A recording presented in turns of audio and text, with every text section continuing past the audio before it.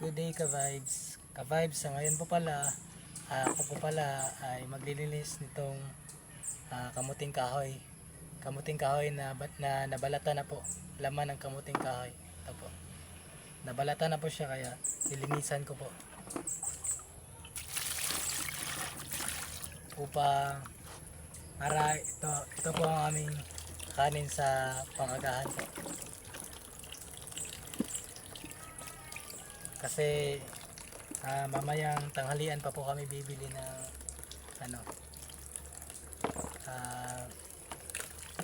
ng bigas.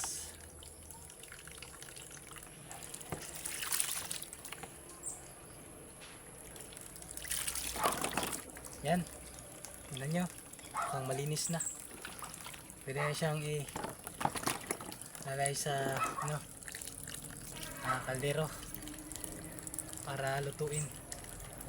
At ito lang po ka-vibes. Good day, good vibes, good time. Mali.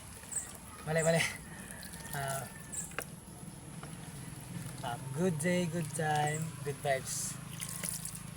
Yan po, ganun po pala yan. Thank you po. Thank you for watching.